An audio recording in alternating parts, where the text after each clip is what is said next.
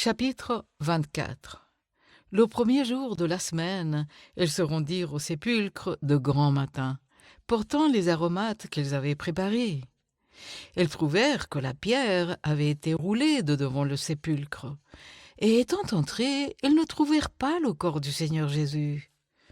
Comme elles ne savaient que penser de cela, voici 2 hommes leur apparurent, en habits resplendissants.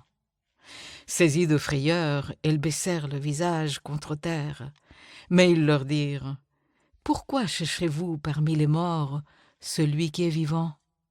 Il n'est point ici, mais il est ressuscité. Souvenez-vous de quelle manière il vous a parlé lorsqu'il était encore en Galilée, et qu'il disait : il faut que le Fils de l'homme soit livré entre les mains des pécheurs, qu'il soit crucifié, et qu'il ressuscite le 3e jour. Et elles se souvinrent des paroles de Jésus. À leur retour du sépulcre, elles annoncèrent toutes ces choses aux 11 et à tous les autres. Celles qui dirent ces choses aux apôtres étaient Marie de Magdala, Jeanne, Marie, mère de Jacques, et les autres qui étaient avec elles. Ils prirent ces discours pour des rêveries, et ils ne crurent pas ces femmes. Mais Pierre se leva et courut au sépulcre.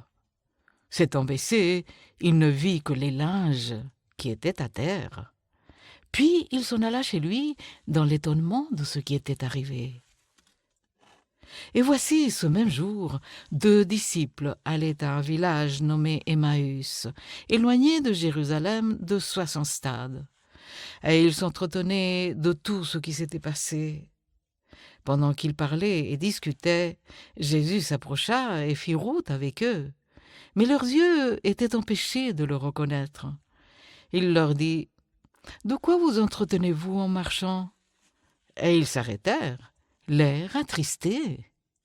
L'un d'eux, nommé Cléopas, lui répondit : « Es-tu le seul qui, séjournant à Jérusalem, ne sache pas ce qui y est arrivé ces jours-ci ? » « Quoi ? » leur dit-il.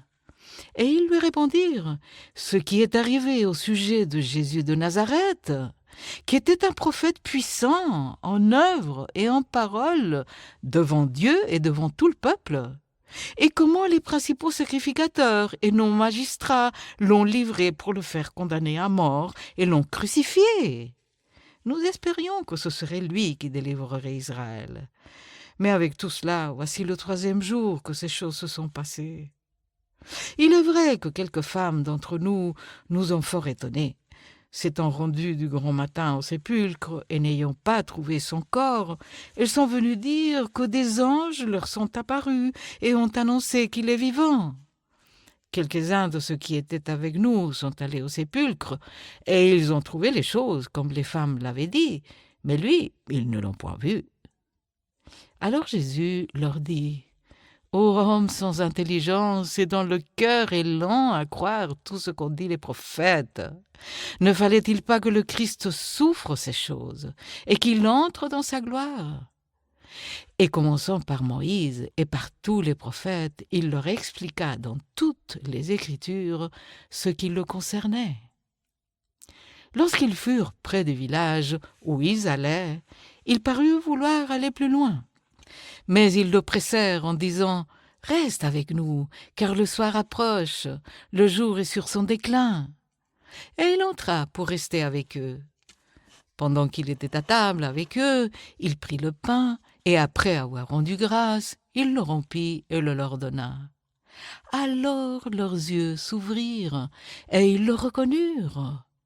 Mais il disparut de devant eux. Et ils se dirent l'un à l'autre : « Notre cœur ne brûlait-il pas au-dedans de nous lorsqu'il nous parlait en chemin et nous expliquait les Écritures ?» Se levant à l'heure même, ils retournèrent à Jérusalem et ils trouvèrent les 11 et ceux qui étaient avec eux assemblés et disant : « Le Seigneur est réellement ressuscité et il est apparu à Simon. » Et ils racontèrent ce qui leur était arrivé en chemin et comment ils l'avaient reconnu au moment où il rompit le pain. Tandis qu'il parlait de la sorte, lui-même se présenta au milieu d'eux et leur dit : « La paix soit avec vous. » Saisis de frayeur et d'épouvante, ils croyaient voir un esprit. Mais il leur dit: Pourquoi êtes-vous troublés? Pourquoi pareille pensée s'élève-t-elle dans vos cœurs? Voyez mes mains et mes pieds, c'est bien moi. Touchez-moi et voyez. Un esprit n'a ni chair ni os, comme vous voyez que j'ai. Et en disant cela, il leur montra ses mains et ses pieds. Comme dans leur joie, ils ne croyaient point encore, et qu'ils étaient dans l'étonnement, il leur dit: Avez-vous ici quelque chose à manger? Ils lui présentèrent du poisson rôti et un rayon de miel. Il en prit et il mangea devant eux. Puis il leur dit: C'est là ce que je vous disais lorsque j'étais encore avec vous, qu'il fallait que s'accomplisse tout ce qui est écrit de moi dans la loi de Moïse, dans les prophètes et dans les psaumes. Alors il leur ouvrit l'esprit, afin qu'ils comprennent les Écritures. Et il leur dit: Ainsi il est écrit que le Christ souffrirait, et qu'il ressusciterait des morts le 3e jour, et que la repentance et le pardon des péchés seraient prêchés en son nom à toutes les nations, à commencer par Jérusalem. Vous êtes témoins de ces choses. Et voici, j'enverrai sur vous ce que mon Père a promis. Mais vous, restez dans la ville, jusqu'à ce que vous soyez revêtus de la puissance d'en haut. Il le conduisit jusqu'à vers Béthanie, et ayant levé les mains, il les bénit. Pendant qu'il les bénissait, il se sépara d'eux et fut enlevé au ciel. Pour eux, après l'avoir adoré, ils retournèrent à Jérusalem avec une grande joie.